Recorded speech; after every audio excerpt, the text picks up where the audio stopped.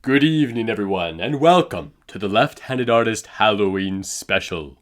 The content you are about to embark on is truly terrifying. So if you are someone whose constitution doesn't allow for such horrors as scary stories, then you should leave this video immediately. Thanks for your attention, and enjoy. Howdy, welcome to my Halloween special.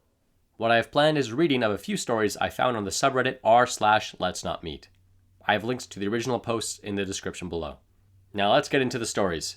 The first story is titled, Running Towards Me. About 5 months ago, I decided to take the back roads to Glasgow instead of the motorway. I had my sat-nav and all was fine until I got to Bargeddie, and the road ahead was closed. So my sat-nav configures another route. It takes me on this really narrow, creepy road with rubbish, spare tires, and glass all over the road. I swear I was lucky not to have 4 flat tires.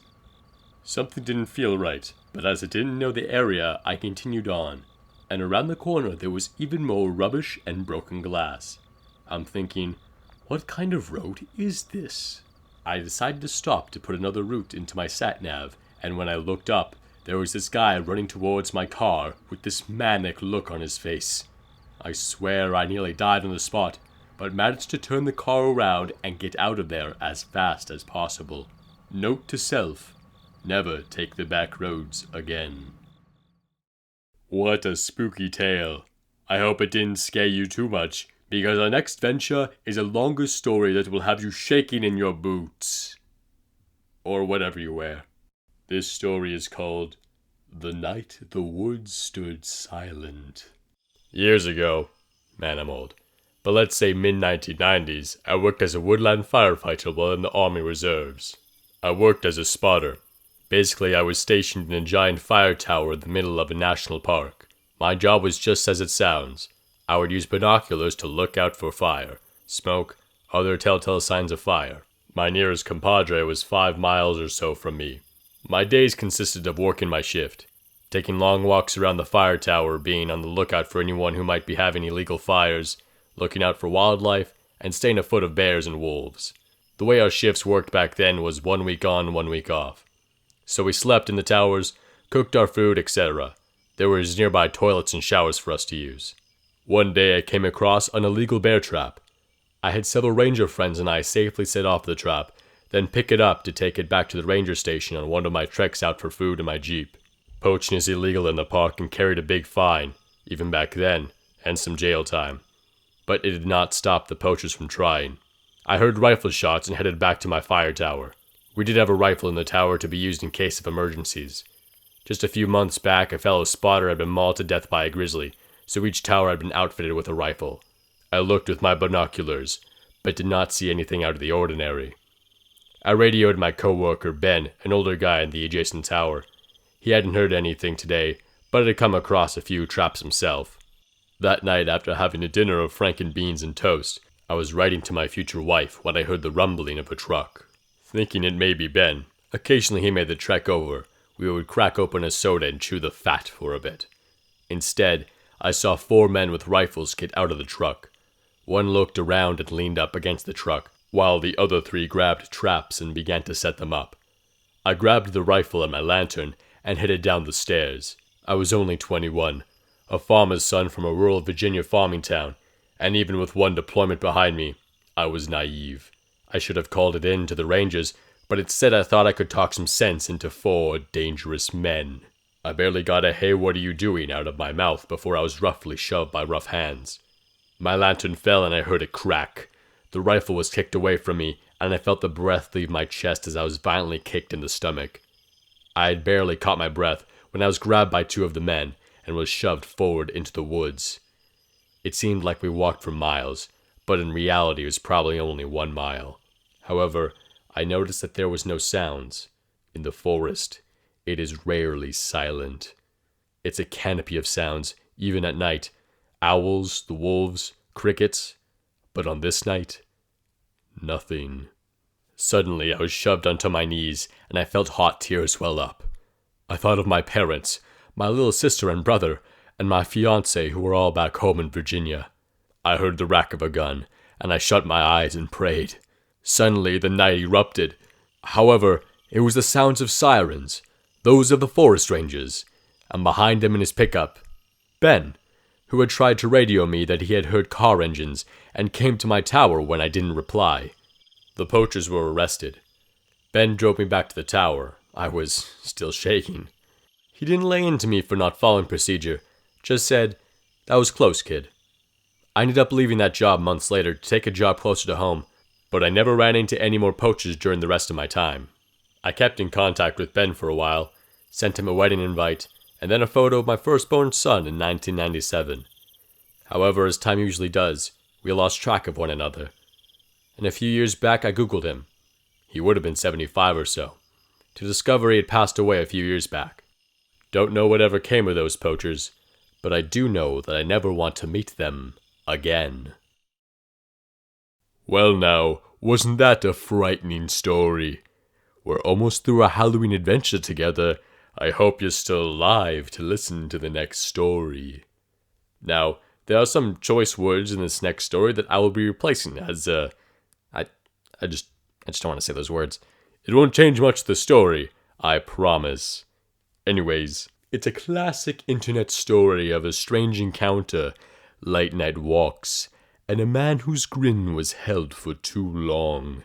It's called The Smiling Man. About 5 years ago, I lived downtown in a major city in the US. I've always been a night person, so I'd often find myself bored after my roommate, who's decidedly not a night person, went to sleep. To pass the time, I used to go out for long walks and spend the time thinking. I spent 4 years like that, walking alone at night, and never once had a reason to feel afraid. I always used to joke with my roommate that even the drug dealers in the city were polite. But all of that changed in just a few minutes of one evening. It was a Wednesday, somewhere between 1 and 2 in the morning, and I was walking near a police-patrolled park quite a ways from my apartment. It was a quiet night, even for a weeknight, with very little traffic and almost no one on foot. The park was, as it was most nights, completely empty. I turned down a short side street in order to loop back to my apartment when I first noticed him. At the far end of the street, on my side, was the silhouette of a man dancing. It was a strange dance, similar to a waltz, but he finished each box with an odd forward stride. I guess you could say he was dance walking, headed straight for me. Deciding he was probably drunk, I stepped as close as I could to the road to give him the majority of the sidewalk to pass me by. The closer he got, the more I realized how gracefully he was moving. He was very tall and lanky, and wearing an old suit. He danced closer still, until I could make out his face. His eyes were wide and wild, head tilted back slightly, looking off at the sky. His mouth was formed in a painfully wide cartoon of a smile. Between the eyes and the smile, I decided to cross the street before he danced any closer. I took my eyes off of him to cross the empty street. As I reached the other side, I glanced back, and then stopped dead in my tracks. He had stopped dancing and was standing with one foot in the street, perfectly parallel to me. He was facing me, but still looking skyward, smile still wide on his lips. I was completely and utterly unnerved by this. I started walking again, but kept my eyes on the man. He didn't move. Once I put about half a block between us, I turned away from him for a moment to watch the sidewalk in front of me. The street and sidewalk ahead of me were completely empty. Still unnerved, I looked back to where he had been standing, to find him gone. For the briefest of moments, I felt relieved, until I noticed him. He had crossed the street, and was now slightly crouched down. I couldn't tell for sure due to the distance and the shadows, but I was certain he was facing me. I had looked away from him for no more than 10 seconds, so it was clear that he had moved fast. I was so shocked that I had stood there for some time, staring at him. And then he started moving towards me again. He took giant, exaggerated tiptoed steps, as if he were a cartoon character sneaking up on someone. Except he was moving very, very quickly. I'd like to say at this point I ran away, or pulled out my pepper spray or my cell phone, or anything at all. But I didn't. I just stood there, completely frozen, as the smiling man crept towards me. And then he stopped again, about a car length away from me, still smiling his smile, still looking into the sky. When I finally found my voice, I blurted out the first thing that came to mind. What I meant to ask was, "What do you want?" in an angry, commanding tone. What came out was a whimper. "What do you..." Regardless of whether or not humans can smell fear, they certainly can hear it. I heard it in my own voice, and that only made me more afraid. But he didn't react to it at all. He just stood there, smiling. And then after what felt like forever, he turned around, very slowly, and started dance-walking away. Just like that. Not wanting to turn my back to him again, I just watched him go, until he was far enough away to almost be out of sight. And then I realized something. He wasn't moving away anymore, nor was he dancing. I watched in horror as the distant shape of him grew larger and larger. He was coming back my way, and this time he was running. I ran too. I ran until I was off the side road and back onto a better lit road with sparse traffic. Looking back behind me then, he was nowhere to be found. The rest of the way home, I kept glancing over my shoulder, always expecting to see his stupid smile. But he was never there. I lived in that city for 6 months after that night, and I never went out for another walk. There was something about his face that always haunted me. He didn't look drunk. He didn't look high. He looked completely and utterly insane. And that's a very, very scary thing to see.